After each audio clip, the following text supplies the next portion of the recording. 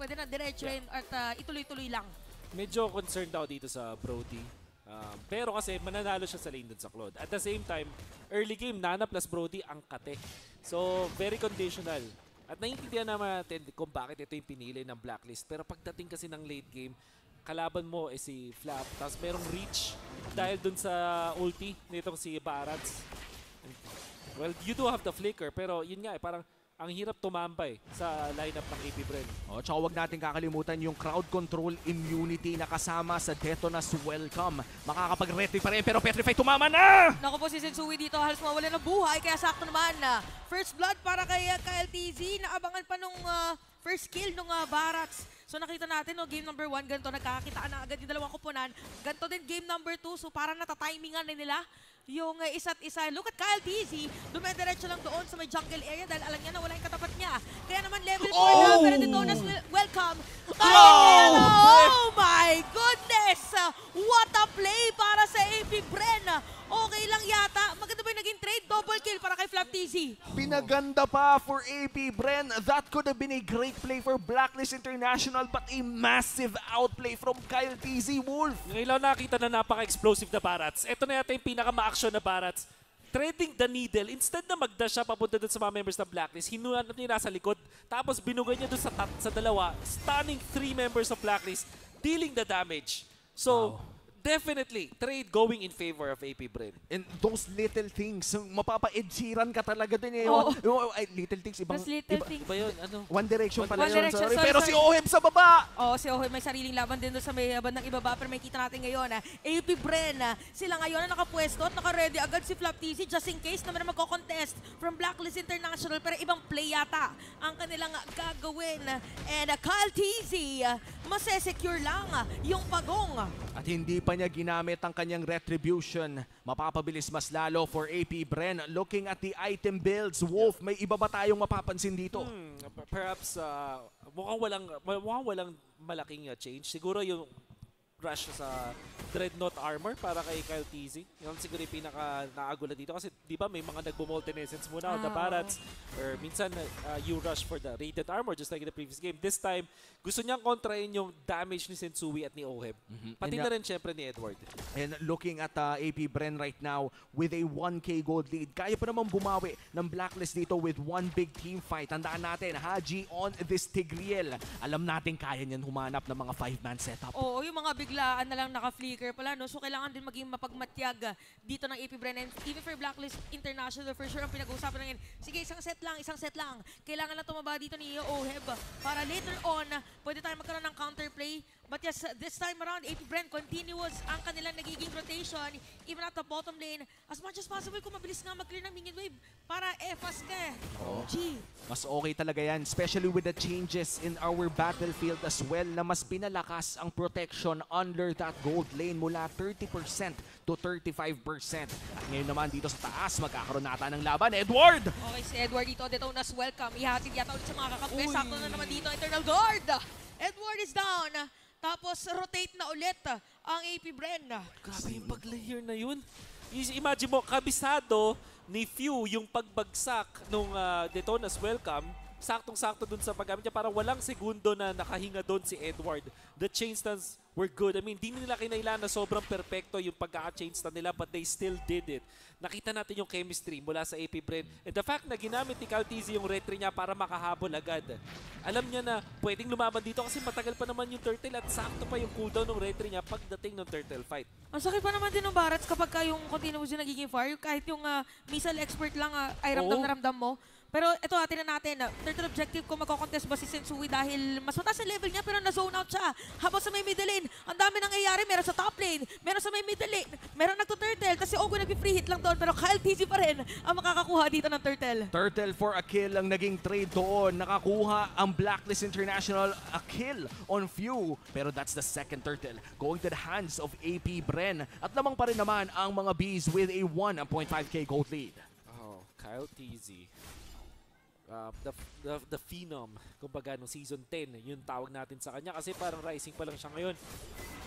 Nagpakita ang gilas at ngayon talaga nasa taas na even with utility junglers na pinapakita ni Calteezy kung bakit siya naging world class. And so far, yung control nila ng mapa dito is naka-hinge ngayon kay Calteezy. Actually, sobrang aggressive ng AP Bren. Nakapag-farm si Super Marco ngayon.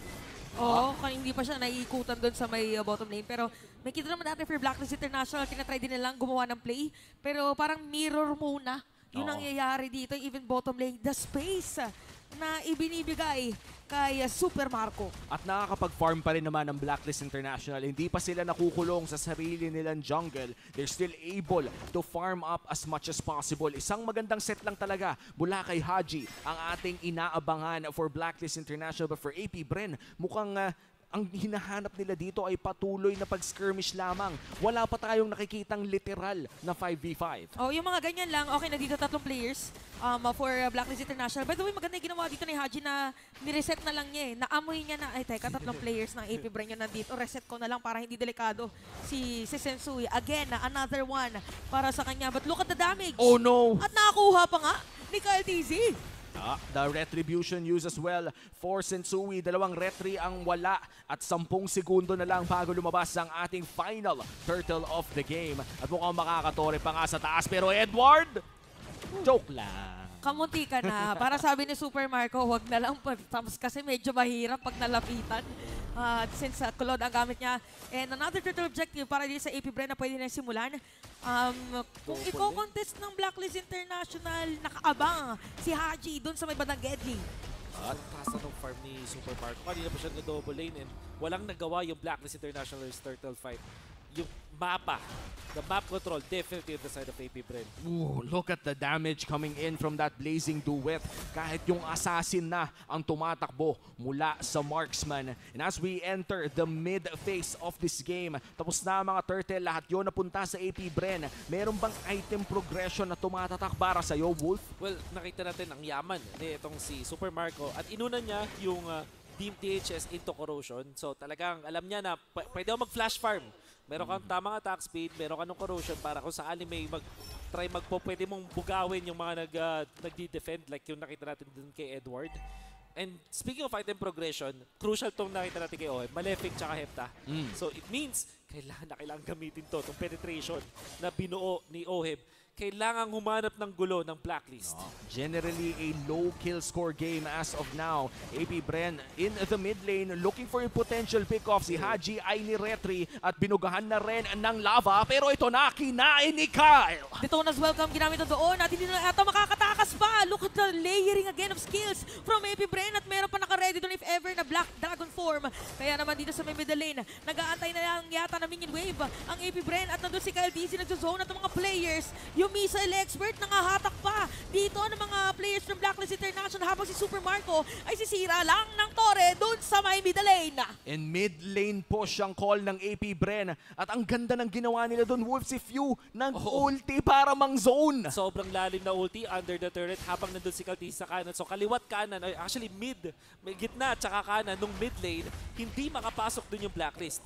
Ginawa ni Yue, he activated the ultimate para maklear yung waves pero not enough dun sa may kanan na natira. At dahil sa farm ni Super Marco at meron siyang attack speed na sobrang taas na rin ngayon with the golden staff, napatumpa nila yung tore ng ganun lang kabilis. And look at this, the Lord already spawned. AP Bren lamang ng 4,000 lagpas at sila na nga magsisimula ng ating first Lord of the game. Ang tanong ay magko-contest kaya ang Blacklist International dito? Parang pwede yata nga pumasok anytime pero parang crucial din. Tinan natin dahil nakapwesto na ngayon ang mga players ng AP Bren. Nandito na si Haji and the rest of the players. Pero naka-ready din si Ogwen at hindi na makakalapit pa as AP Bren will secure that Lord. Wow, all 3 turtles and the first Lord. Kumbaga kung bingo to para sa objectives ay nasa BING na sila. O na lang. O na lang ang kulang.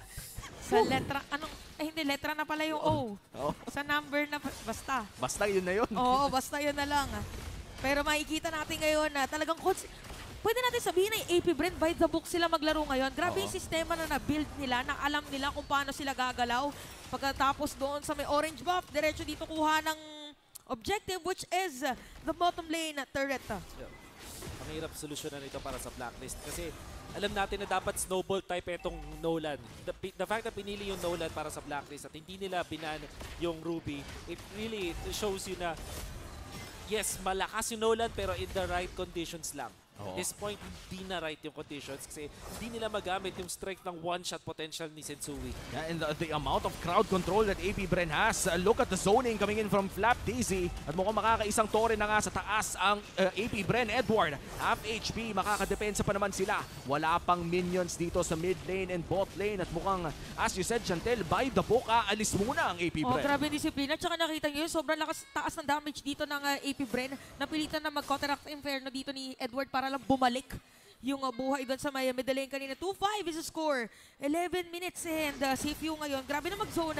Meron pang Ice Queen Wanda. Yan.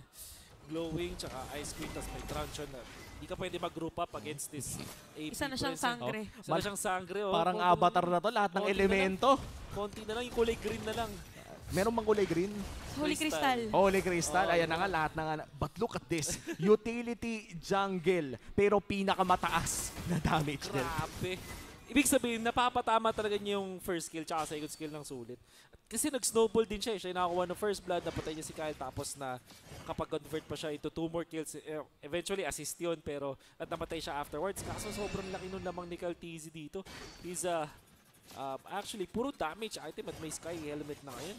And looking at the emblem set as well, no, dagdag punat talaga ang kanyang napili dito. Usually we see a lot of Brave Smite sa mga Barats user, but this time around, showing that the Concussive Blast could actually deal a lot of damage as well if you are Kyle TZ. 20 seconds bago lumabas ang sunod nating Lord. At AP Bren, kontrolado nila yung mapa ngayon. Oh, si Super Marco naka-ready din anytime. No? So, ngayon for Blacklist International, sabi natin pinakakailangan nilang gawin is magkaroon ng surprise play against AP Bren. Pero kailangan nilang maging maingat. Pag may surprise play pala, pwede pumasok. Oo. Si Super Marco anytime.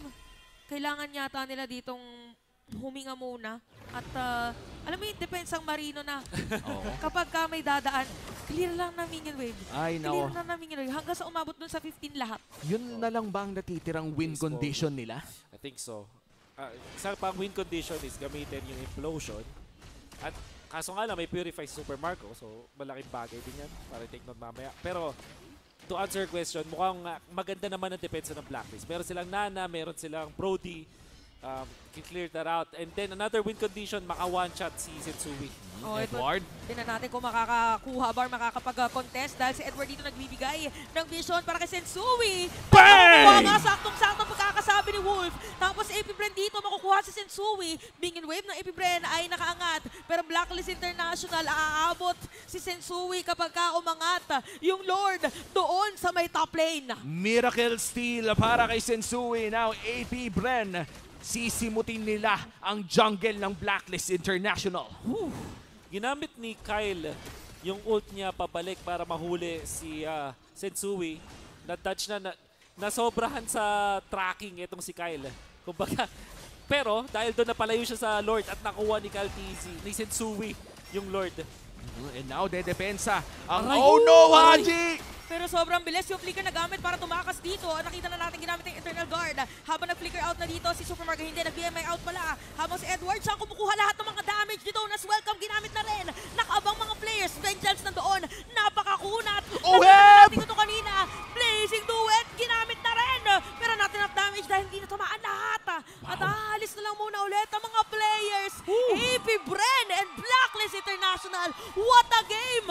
Wala pang namatay sa entire siege na yon. And ngayon, titignan natin ang items. Mukhang malapit na sa lock build ang lahat, Wolf. Well, lock build na yung ating Claude na pinili ang Malefic Roar as the last item. And interestingly, ganda nung pag-usage, yung pag-aayos ni Super Marco ng kanyang Purify. Hinintay niya yung dash coming out from Haji, kaya naman hindi siya na-control afterwards. Nevertheless, yung AP Bren, unlucky na nawalan sila ng control ng Lord at syempre breathing space para sa Blacklist, pero sila pa rin ang may map control. Mapapansin natin na sila pa rin yung nag-aayos ng minion flow and sila yung naka-abante ngayon sa jungle ng Blacklist. Konting pahinga ang nabigay ni Sensui sa Blacklist International with that Miracle Lord steal. Pero Kyle TZ and for AP Bren, sinisimot pa rin nila ang laman ng jungle ng Blacklist International. Wala na namang purple ng Nolan. O, binibigyan nila dito si View para talagang magkaroon lang ng pag-spam ng mga skills. Take note guys na ito na yung mga moments kung saan kailangan mo maging maingat talaga sa pagbitaw ng mga skills.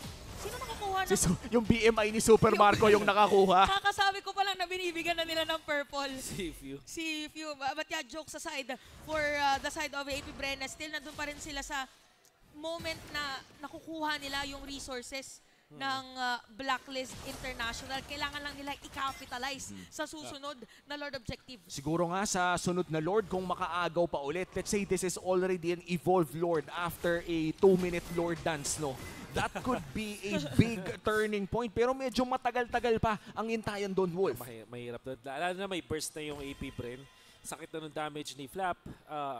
Pati ni Kyle, pati nitong si Super Marco. So it means na mabilis nila makukuha yung Lord. And the thing is, yung hero ni Edward, hindi siya na yung typical na Edward heroes like yung mga Arlot, yung mga Yuzong na kaya mang one-shot ng marksman. The Tams, hindi siya ganun eh. Parang pang-pronta to. So, hindi rin siya pang-split. So, parang as much as magaling si Edward mag-Tams, hindi bagay sa laro na to. Yeah, and now the Yuzong still waiting on that Black Dragon form at gagamitin na nga ito ni Flap na si Edward! At nagamit na rin yung Don't Run Wolf King at si Edward dito ginagamit yung vengeance. Makukuha pa rin baka masisecure na dito Si Sui! ang AP Bren. Pero si Sui pa rin ang makakakuha dito ng Lord habang dediretso na rin. Implosion nandun na din. Habang si Super Marco dito makapatay si Sensui. Lalaban ng AP Bren. Pero mapapatay na rin dito si Few habang si TC up na players ang kanyang tinatry na i-zone. Walang tatamaan doon ng missile expert. At kita nyo naman yung Lord ay dadaan dito sa may top lane pero meron din depensa para sa side na AP Bren. Another 1-for-1 trade at naka-retry na naman si Sensui doon, Wolf! Napaka-crucial na retry coming out from Blacklist. At yung ginawa doon ni Edward is really hanging on with this now newly picked up na plate armor pati paggamit ng vengeance. AP Bren hindi nirespeto yung staying power ni Edward. Isang activate lang ng ulti, buo agad yung buhay.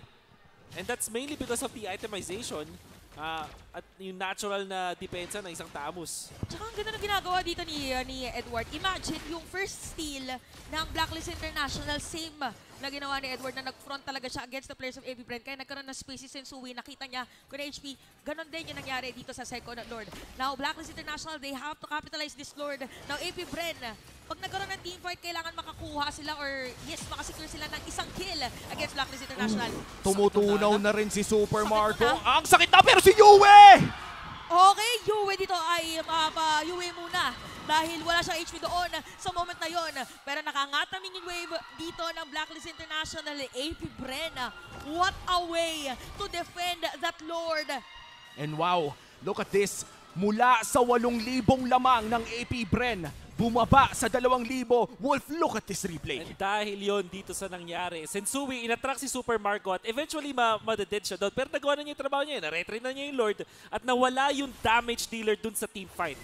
May purify pa si Super Marco noon, so kahit may implosion camera from Haji, meron sanang DPS mula doon sa side ng AP Bren. Kaso dahil doon sa pang-lulure na nakita natin mula kay Sensui, nagpahabol siya basically and Super Marco understandably naman sa paghabol niya kay Sensui. But that's definitely both Sensui and Edward making it work para sa Blacklist. Kumbaga, naghanap sila ng solusyon. And with 2 Lord steals mula kay Sensui, Blacklist International is back in this ball game. AP Bren ngayon, naghahanap na ng bagong paraan na mag-secure ng sunod nating Lord dahil hindi na pwedeng maulit yon. Now that we're 19 minutes in, this is an evolved Lord. Ibang usapan ng maagawan ng evolved Lord. Oo, lahat ng mga entry point na pwedeng entradahan ay kailangan mabantayan dito ng AP Bren. And Super Marco pa.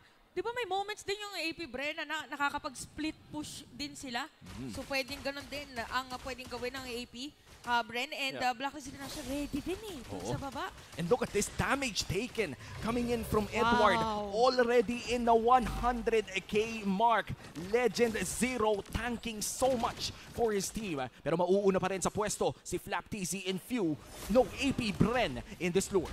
Ito nakita na natin kanina. Lord 1 and Lord 2. Tingnan natin ngayon kung sino this time around na makakapag-secure. 3-7, almost 20 minutes for the score. At nakita natin na nag-conceal dito si Ogwen, si Haji pa lang target nila.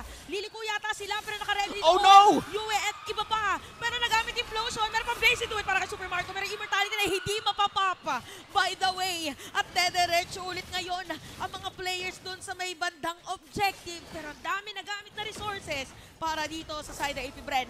Alam ko linya mo to, Wolf, pero gusto ko na rin sabihin this is beautiful. ML.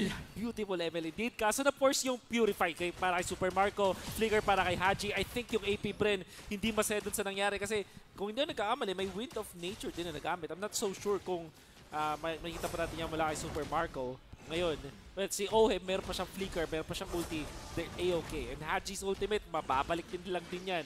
Yung Purify kay Marco, napaka-crucial na nawala sa side ng AP Bren. Vengeance is up for Legend Zero Edward. Pwede niyang ulitin yung ginawa nilang play on that third Lord pero medyo malayo pa si Sensui Ogwen with that pull. Pero mukhang i-reset muna nila ang Lord. Lamang pa naman sa waves ng AP Bren. Pwede nilang antayin. Pwede nilang patagalin to. Tricky yung pwedeng layering nung ulti dito ni Ogwen tapos missile expert para mapalayo talaga. Pero ito na yung mga instinct na lang at pagkapa para dito sa ating dalawang kupunan. Merong ulti na gagamitin dito at meron pang setup play pero merong passive. Yung Nana, free hit dito. Si Supermarket, the rest of the players of AB Bren habang si Sensui na nakaabang na naman. Pero hindi pala tinutuloy yung Lord. Parang tinatawag lang ng AP Bren. Yung Blacklist International, parang naka-ready din doon sa mga pwedeng gawin. This is a 4v5 scenario right now. The Nana is still way, miles away from this Lord at i-reset muli ng AP Bren Wolf. Ilang minutes na tayo dito? Ang tagal na Magdadalawang minuto na. Pero ngayon, ang sakit na nun Lord. Damage output niyan. So kailangan talaga makakuha ng isang kill muna ng side ng AP Bren before they actually commit. Despite them taking out yung passive ni Yue, malaking bagay pa rin yan. And that passive away from Yue right now. Pwede na siyang mapitas ng biglaan pero half HP na nga si Lord Ogwen with a conceal pero nahuli dito ni Edward. Haji! Yung implosion, wala tatamaan doon pero si Ogwen ko din. Parang patay lang ang nangyari dito sa ating dalawang kupunan pero Black Dragon form nandun na sa may likod. Si Ohe makikita niya meron pang petrified sa mapa ng Blazing Duet. Mawala ng mga immortalities and even Wind of Nature nagamit na. Pero nandun si Edward. Makukuha dito ni Kyle TV. So -1 for Blacklist International habang dediretso ngayon yung AP Bren doon sa objective which is the Lord. And this might just be a free Lord for AP Bren after that kill on Edward. Pero si Sensui nasa gilid. May pangatlong milagro ba na mangyayari para sa Blacklist International? Wala yatang sumisili. Ay! Nakita yata, lumabas yata. Para nagkaroon ng idea dito mga players sa AP Bren. Nandito yata kaya si Super Marco meron mag free hit para sa kanya. Habang si Haji nakaabang. Meron pang implosion na gagamitin doon. Pero makukuha yata ng AP Bren this time around. Pero Flap TC is down. Kanina na putay Lord. It's gonna be Kyle TC of AP Bren this time around. At dediretso ngayon. Aalis na lang muna. Okay na. Nasecure na ang objective na kailangan nila. What a fight. And this Lord is very crucial for AP Bren. This might just be the game-winning Lord for them. But this is still a 5v5 defense. Blacklist International, mabubuhay si Edward ng 3 segundo. Anong kailangan gawin ng AP Bren dito, Wolf? Well, number 1, kailangan nilang gamitin si Nana para mag-clear ng waves. Ganun kabilis. Second, kailangan ulit gumawa ng milagro ni Sensui. Mapunta sa may backlines. We know nakakagamit lang din ng Wind of Nature ni Super Marco. It will be cooling down in a few seconds at meron na rin siyang Purify. And look at this. Grabe nga. Grabe yung wave clear. Sobrang bilis na madedepensaan ng Blacklist International yung Lord. Mukhang ito na naman. Next Lord yata ang ating aabangan. Pero rapid boots, nag-rapid boots dito si Sensui for Blacklist and AP Bren this time around again. Still continuing yung kanilang strategy. Nakuhanin muna yung mga purple buff or yung isa lang purple buff pala sa isang game. 24 minutes in. Blacklist International still holding on this game number 2. AP Bren pa rin ang may hawak ng lamang at ng mapa. Pero wala silang nakuha sa Lord push na yon. I think this is already one of the best case scenario in this very bleak environment kung Blacklist International ka, Wolf. Definitely. Pero at the same time, alam mo na meron kang meron kayong structure as a team na kaya nyong mag-comeback. You know how to win, basically. Binuo kayo sa isang franchise na madami ng success in the past at hindi kayo, napunta na rin kayo sa mga ganitong klaseng spot before. At laging tatandaan, merong win condition. Blacklist, they still have the Nana. Saan ka, hindi natin ma-imagine na dadating sa point na sasabihin natin sa isang broadcast, ang win condition ay ang Nana. Which is so far, yun nakikita natin. Even yung yung time na nakanakaw to si Sensui, actually ang tumunaw sa members ng AP Bren itong si Yue. Naka-ready lang, no? At actually, napuwersa si Super Marco na ibenta yung boots niya at gawing Athena Shield. No. And that is a big adjustment, especially on a late game Claude. Imbes na mag-full damage ay kinailangan niya mag-Athenas. This could be Blacklist's way in trying to potentially get this. Pang ilang Lord na natin to? 5? Oo, 2 plus 2, 4, 5 yung next. Oo, ito na pang 5 Lord. Kung sino mang makakusecure ng ating 26-minute Lord ay may malaking tsansa na makuha ang larong ito pero hindi sila pwedeng maubos. Again, Haji with a concealed play! Naku, nakita natin, implosion, ginamit na rin yung flicker. Napalalim yata ang maulan ni immortality ni si Ogwen. Makakaabot ba ang kanyang makakakampi? Mukhang mababaliktad pa nga Flap! yata na din si Flap DC with a petrify. Edward dito, konting hit para sa kanila. Pero dito mga kunat din ng mga players ng Blacklist International and AP Bren fully aware of the damage and sustain ng kanilang kalaban. Kaya objective na lang daw muna ang pwede nang simulan. Sobrang daming battle spells ang nawala para sa side ng AP Bren, and for Blacklist International, the flicker for Oheb and Yue is still available as the Lord will be started by AP Bren. Queen's Wings pick up mula dito kay Ogwen. Crucial ba to, Wolf? Crucial to kasi nawala siya ng immortality. Really helps him to stay in front of the fights para hindi siya ma-burst kung sakali na tamaan ng mga spells ni Nana. At ganun din, may Queen's Wings din dito si Kyle TZ para kung sakali mag-ulti si Oheb o kaya tamaan sila ng mga spells ni Yue or even with Setsui's combo, hindi sila ganun kadaling takedown. And Flap, meron na siyang ulti. Sinecheck lang niya yung bush dun sa may long lane. And still, no, the immortality, si Haji lamang ang may natitirang immortality dito. Kasabayan na rin ni Few. Low HP on this Lord. Ogwen with a pull. Sumako doon yung BMA out para kay Super Marco habang si Haji meron na ulit na ultimate. Si Caldice magiging target nila. Take note, nagdamit na dito ang Blazing Duet habang si Edward sinusok lahat ng damage ng mga players sa AP Bren. Sabi ng AP Bren, kailangan na natin buhanin si Agent Zero. Meron pang immortality yan. Pero i-go pa rin yata habang Blacklist International. Few! This time around sila mag-go. Meron pang Winter Tranchon. Walang mga buhay dito ang players sa AP Bren. Ganon din naman ang mga players ng Blacklist International. It's a reset. 27 minutes.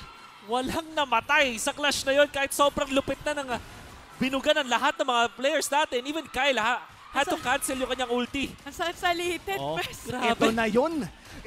Ano ba to? M5 hindi. Day 1 pa lang. Day 1 pa lang, guys. Day 1 ba to? Day 1 of MPL Season 13. At may Lord reset na naman tayo. Flap TZ with the immortality. Importanteng tignan na may imo pa rin dito si Kyle at si Flap as they look upon this Lord. Edward, 30 seconds on his vengeance. Hindi siya pwedeng humarap hanggat hindi niya nakukuha yon. This is a very close game as we look at 28 minutes in at may ibang strategiya na atang papakita ang AP Bren. May plano si Marco. Implosion dito para kay Haji. Mahatak nila si Ogwen, pero nagamit din yung Eternal Guard. Meron pa immortality dito si Ogwen, may pilit na mag-flicker out habang si Suino doon sa likod. Meron ginamit ang Winter Tranchon para kay Few and Flap TZ, the rest of the players ay aalis muna. Meron ditong ganamit na rin na Torn Apart Memory. Okay, walang mga ultimate mga players ng Blacklist habang si Ogwen meron na. Si Sensui nandun sa may bandang likod. Nakaabang sa pwedeng ma-burst against AP Bren para makikita ni Ogwen. Ogwen still looking for that play. Flicker is not available for this Ruby. At nandyan din naman si Haji para bantayan ang kanyang jungler. Still another Lord reset. 29 minutes in for this game number 2.